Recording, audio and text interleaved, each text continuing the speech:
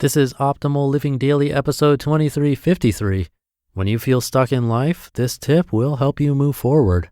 By Jennifer of simplyfiercely.com, and I'm your narrator, Justin Malik. We're going to get right to our next article as we optimize your life. When you feel stuck in life, this tip will help you move forward. By Jennifer of simplyfiercely.com. When my daughter was 2, she suddenly went through a phase where she would scream at bedtime unless my husband or I sat with her until she fell asleep. Of course, I'm pretty sure this is normal for a lot of kids, so we didn't think much of it. Instead, we just sat there every night and waited, trapped on the floor in the dark. Yes, it was a bit frustrating to be stuck, but that's just life, right? Months passed, and nothing changed. Then one night, I had to escape to use the toilet. I left the door open and went to the bathroom, and when I came back, she was sleeping. We quickly realized that she didn't need us sitting there every night, at least not anymore. She just wanted to fall asleep with the door open. We never had to sit with her at bedtime again. Now, I don't know when this shift happened. Maybe if I had tried to leave the night before, she would have cried for me to come back, but maybe not. Maybe if I had tried something different earlier, instead of just assuming she still needed us, we could have saved ourselves months of long, boring evenings on the floor. I'm not telling you this to share parenting advice. Trust me, if there's one thing I'll never write about on the internet, it's kids and sleep. But I can't help but feel that there is a lesson here for everyone. In what ways are you stuck in a toddler's bedroom, wasting your precious time and energy, when really you could just get up and walk out the door? Why do we feel stuck? There are many reasons we feel stuck in life, and I'm not here to deny the reality of anyone's circumstance. There are bills to pay, people to care for, and everything in between. Sometimes our responsibilities can leave us feeling stuck and overwhelmed by life. But at the same time, it's also true that we keep ourselves stuck by making assumptions about what is or isn't possible. Let's take your to-do list, for example. There are probably a lot of things that you have to do. But do you really? In a culture where on some level we take pride in how much we can juggle, this can be a loaded question. I know that if someone had asked me this 15 years ago, I would have responded defensively, "You don't know me, and you don't know how much I have to deal with." And that's true, but if I'm honest and I reflect on my past without the resentment or desperation I used to feel about proving myself, then I can see that this attitude was holding me back. I was so unbelievably stubborn, and I didn't want to admit that I was keeping myself stuck by making things harder than they needed to be. How to get unstuck. So what should I have done instead? Ask questions and challenge assumptions. Sometimes we feel stuck in life because we're weighed down by chains, never realizing that we already hold the key to freedom. Think about it. Is it possible that some of the things on your to-do list were important once, but they're just not necessary anymore? If we look back at the story about my daughter's sleep, I'm sure that she did need me to stay with her that first night, but at some point it changed. When? I don't know, because I never challenged what I accepted to be true. I just kept doing the same thing every night because at that moment it felt easier. And to be clear, that's okay sometimes. We can and should choose to do what's easier when it's what we need to survive. But eventually, the tides shift. We feel stuck and frustrated. But unless we question what has become habitual or routine, we'll never know what else is possible. So ask yourself, what's on your to-do list that doesn't need to be there? What are you afraid to do because you've failed in the past? What are you doing simply because it's what you've always done? What are you chasing because it's what everyone else is doing? How is all of this eating away at your time and energy, holding you back from doing the things you most want to be doing with your life? And if you don't know what you want to be doing, is it possible that you're just too busy to figure it out? Of course, not everything is up for debate. There's a lot on your to-do list that genuinely belongs there. But how can you know for sure if you don't challenge your assumptions? And it's not just your to-do list. Think about your relationships, boundaries, home, finances, and so much more. In what ways are you stuck only because you haven't tried to change? I've spent so many years of my life stuck, stuck in relationships, stuck in jobs I hated, stuck in debt, stuck drowning in my clutter because I assumed that change would be too hard. I used to tell myself, I've made my bed and now I've got to sleep in it. But time and again, life would push me to the limits, and I learned that when you're backed in a corner, you leap even when you have no faith that things will work out.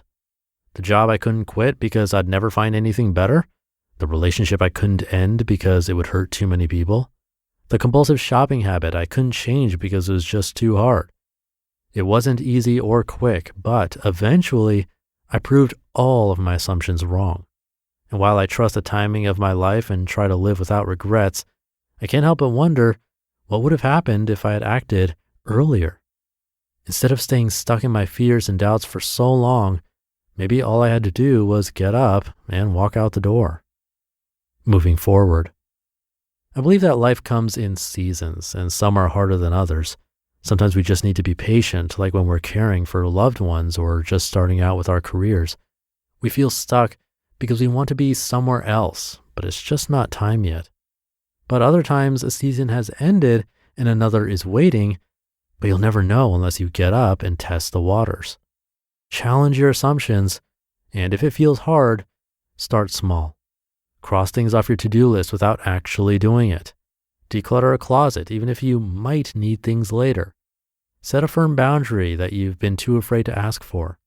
Apply for a job that you don't think you're qualified for. Take a nap when you should be doing something else.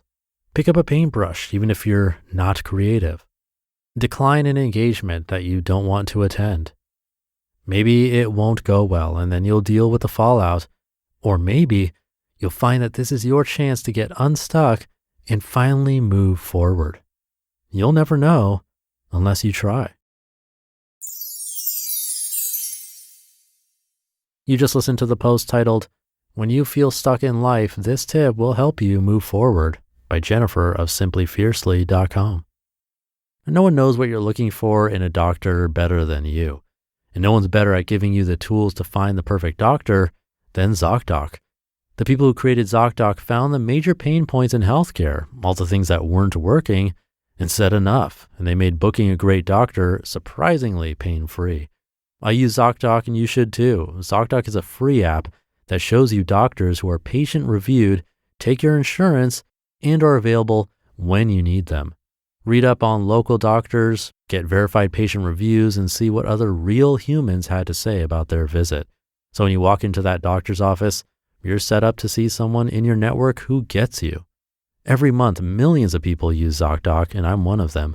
It's my go-to whenever I need to find and book a doctor. Go to ZocDoc.com/optimal and download the ZocDoc app for free.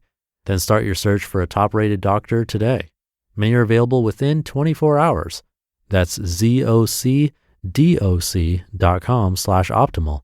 ZocDoc.com/optimal. And thank you to Jennifer. So I've been narrating an article every day and reading this stuff for about 6.5 years. It's quite a long time, and occasionally someone will say something like, "You've been reading this stuff for so long. What's the main takeaway or one thing you would say could have the most positive impact on someone's life?" Now, there definitely isn't one, and that's always my answer. Plus, everyone's different, and what you need to hear is likely very different than what I need to hear. Also why I share as many different perspectives as possible on this show. But what Jennifer talked about in this post would definitely be up there in like the top 5 main themes that I think people in general should take away. And that is, ask questions and challenge assumptions.